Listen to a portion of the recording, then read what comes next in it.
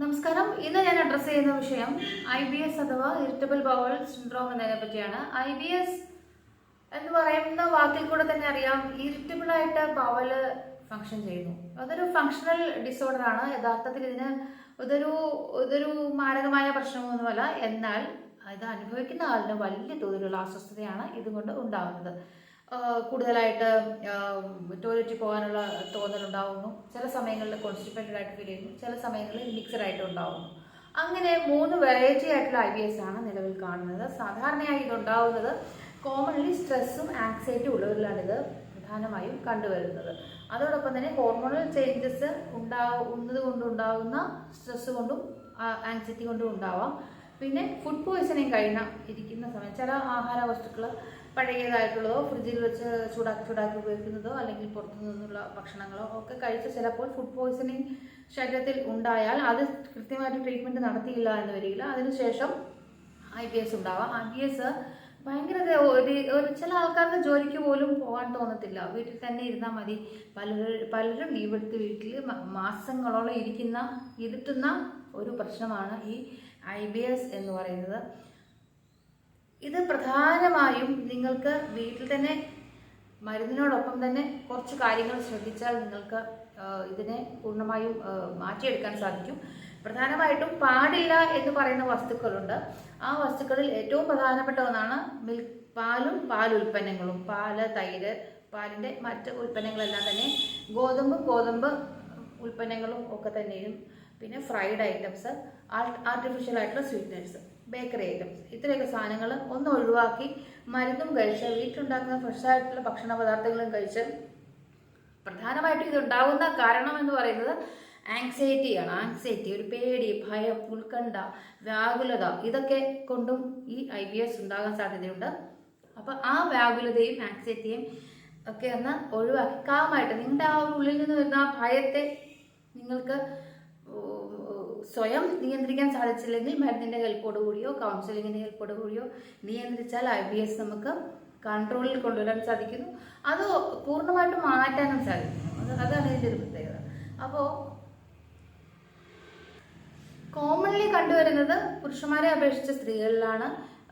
എക്സാമിനൊക്കെ prepare ചെയ്യുന്ന സമയങ്ങളിൽ ചില കുട്ടികളിലും മുതിർന്നവരിലും എക്സാമിനും ഇൻ്റർവ്യൂസിനൊക്കെ പ്രിപ്പയർ ചെയ്യുന്ന സമയങ്ങളിലൊക്കെ കണ്ടുവരുന്നുണ്ട്. അത് ഫങ്ഷണലാണ്. അത് ഒന്ന് വന്ന് പെട്ടെന്ന് മാറുന്നു.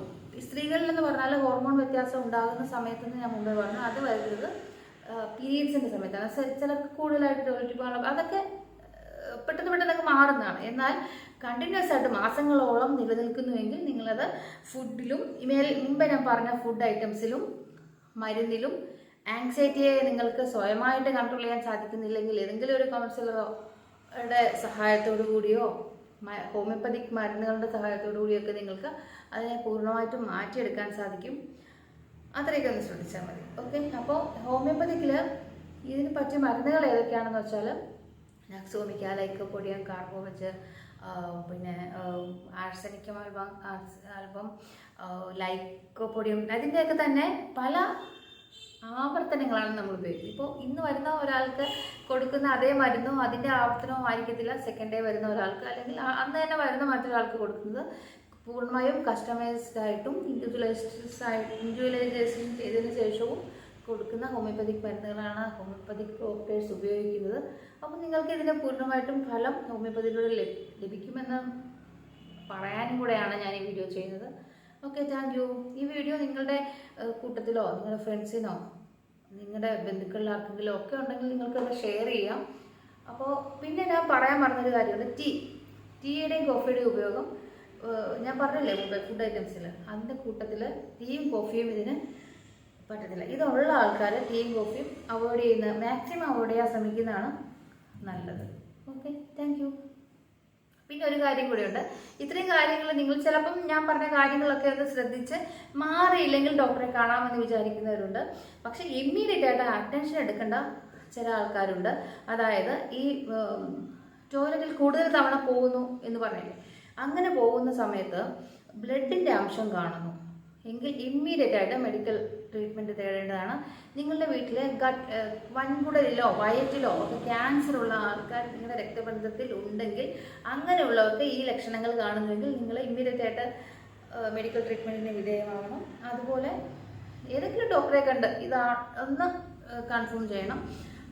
അതോടൊപ്പം തന്നെ നിങ്ങൾക്ക് അമിതമായിട്ട് ഗ്യാസ് ഇങ്ങനെ പമ്പ് ചെയ്യും, ഇതോടൊപ്പം തന്നെ ഗ്യാസ് വന്ന് തീർക്കുന്നു, അത് നിങ്ങളെ വല്ലാതെ അസ്വസ്ഥപ്പെടുത്തുന്നുണ്ടെങ്കിൽ ഇമ്മീഡിയറ്റ് ആയിട്ട് മെഡിക്കൽ ട്രീറ്റ്മെൻറ്റ് എടുക്കണം. അപ്പം ഇപ്പം ഞാൻ പറഞ്ഞ വീഡിയോയിൽ ഇപ്പം IBS ഉള്ള ആൾക്കാർ എന്താ ചെയ്യുന്നതെന്ന് വെച്ചാൽ, ഇപ്പം ഞാനാണെങ്കിൽ പോലും എന്താ ചെയ്യുന്നതെന്ന് വെച്ചാൽ എന്തെങ്കിലുമൊക്കെ ഹോം റെമഡീസോ എന്തെങ്കിലുമൊക്കെ ചെയ്യാൻ പറ്റുന്ന കാര്യങ്ങളോ ചെയ്ത് മാറിയില്ലെങ്കിലാണൊരു ഡോക്ടറെ കാണുന്നത്. ഹോമിയോപ്പതി ആണെങ്കിലും അലോപ്പതി ആണെങ്കിലും ആയുർവേദമാണെങ്കിലും ഒരു ഡോക്ടറിൻ്റെ ഒക്കെ പോകുമ്പോൾ വീട്ടിൽ ചെയ്യാവുന്നിടത്തോളം ചെയ്തിട്ടും മാറിയില്ലെങ്കിലാണ് എല്ലാവരും പോകുന്നത്. അപ്പോൾ മേൽപ്പറഞ്ഞ കാര്യങ്ങളുണ്ടെങ്കിൽ വീട്ടിൽ കാര്യങ്ങൾ ചെയ്തുകൊണ്ടിരിക്കാൻ നിൽക്കരുത്, ഇമ്മീഡിയറ്റ് ആയിട്ട് ഡോക്ടറെ കാണുക. Okay, thank you.